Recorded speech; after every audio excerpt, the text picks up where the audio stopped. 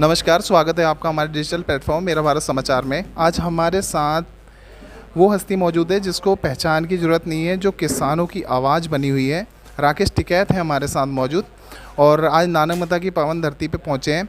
आज इन्हीं से जानते तराई के सभी किसान इनके स्वागत के लिए दोपहर 4 बजे से इंतज़ार कर रहे हैं। 4 बजे का समय था और थोड़ा सा आते आते विलम्ब हो गया, उसका जो भी कारण रहा हो, क्योंकि लोगों का प्यार रहा, प्यार की वजह से यहाँ पहुँचते पहुँचते काफ़ी समय लग गया। तो अभी रात के 10 बज चुके हैं और उतनी ही जनता भीड़ उमड़ी हुई है। गुरुद्वारे में संबोधन हुआ, उसके बाद अब खास बातचीत में हमारे साथ हैं जी। तराई की जनता को क्या कहना चाहेंगे? देखो, तराई की जनता को आंदोलन का हिस्सा बनना पड़ेगा। जिस तरह से हमारे बुजुर्गवारों ने यहाँ पे जंगल तोड़ के काम करे, अब वो टाइम आ गया कि इन जमीनों को हमको बचाना पड़ेगा आंदोलन के माध्यम से, इकट्ठा होकर। टिकैत साहब ने भी बहुत लड़ाइयाँ यहाँ पर लड़ी, वो एस्कॉर्ट फार्म हो या और दूसरे मामले हो। अगर यहाँ का आंदोलन ढीला होगा, यहाँ के लोग नहीं निकलेंगे, आंदोलन के साथ में नहीं खड़े होंगे, तो ज़मीनें जाएगी इनकी। ये एक बड़ी साजिश रची जाएगी। दूसरी चीज़ ये है कि भाव नहीं मिलता एमएसपी पे, मतलब हर साल झगड़े करने पड़ेंगे। जब आध्यात्मिक धान और गेहूँ इनका तुलता है, यही हाल गन्ने का है। तो सरकार को हम कह रहे हैं कि आप इस पे एमएसपी गारंटी कानून बना दो। वो कानून बन जाएगा तो सस्ते में व्यापारी इनको लूटेगा नहीं। बहुत बड़ा भ्रष्टाचार आपके नज़दीक ही डिस्ट्रिक्ट रामपुर का हमने उनको दिया। 11,000 फर्जी किसान बना के किसानों को लूटा गया। सस्ते में धान खरीदा, गेहूँ खरीदा और एमएसपी पे बेचते हैं। इसमें अधिकारी, उनके कर्मचारी, कुछ बाहर के मिलर्स, कुछ बिचौलवा, ये सब लोग को मिली भगत उसमें होती है। चरम सीमा पे पूरे देश भर में है। आज युवा भी यहाँ पे इंतज़ार कर रहे थे, युवाओं को भी युवा भी बहुत जुड़े हुए हैं, तो उनके लिए क्या कहना चाहेंगे? देखो, युवाओं को नौकरी तो अब रही नहीं भाई। अगर युवाओं को नौकरी मिलती तो 14 करोड़ नौकरियां अब तक लग जानी चाहिए थी। उनकी तो नौकरियां गई, ख़त्म हुई। अपने खेत में ही उनको रोज़गार तलाश करने पड़ेंगे, अपने खर्चे कम करने पड़ेंगे, झगड़ों से बचना पड़ेगा, नशे की लत से दूर हटना पड़ेगा, तो ही बचत होगी।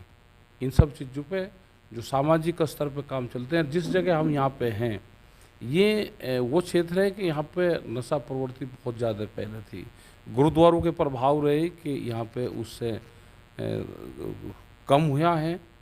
और जब गुरु घर में लोग आते हैं तो नशे से दूर रहते हैं, झगड़ों से दूर रहते हैं। यहाँ पे फैसले यहाँ पे करवाते हैं। गुरु दरबार में आते हैं तो लोग माथा टेकते हैं, तो उन बुराइयों से लोग बचते हैं।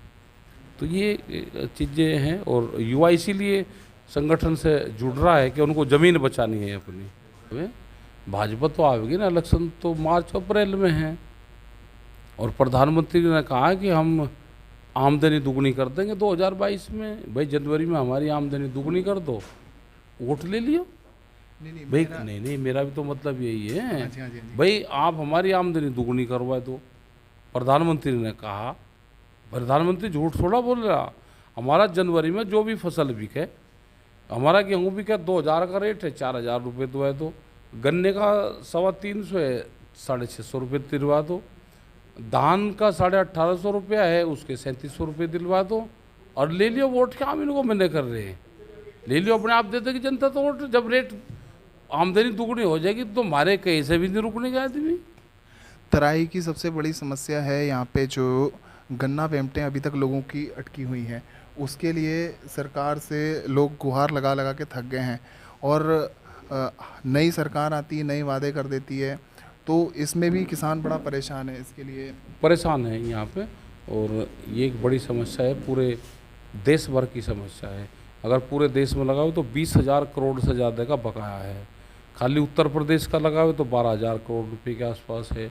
और यहाँ का भी उत्तराखंड का डाटा नहीं पता, लेकिन हर शुगर फैक्ट्री पे यहाँ का भी बकाया है।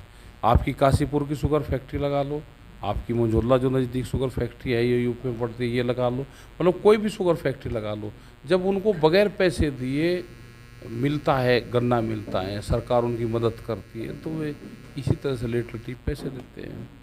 किसी भी फसल की सब्सिडी जो है सब्सिडी का तो प्रलोभन या उसका एक ढिकोसला पीटा जाता है, हाँ। पर वो जब सब्सिडी देने की बात आती है तो उसको दबा दिया जाता है। जैसे सिलेंडर की सब्सिडी इन्होंने चालू की सरकार ने और उसको दबा दिया, तो ऐसे ही प्रलोभन दिए जाते हैं, सरकारें बनाई जाती हैं, तो इसके लिए क्या कहेंगे? ये तो घोषणा पत्र का एजेंडा है उनका, और उन्हें कह दिया कि घोषणा पत्र में तो जुमले थे हमारे, तो भाई ये तो जुमले हैं, सब्सिडी काम इधर ही। यहाँ पे 3% सब्सिडी है, और वो भी फर्टिलाइजर इंडस्ट्रीज को है, और बाहर के मुल्कों में 72% तक है।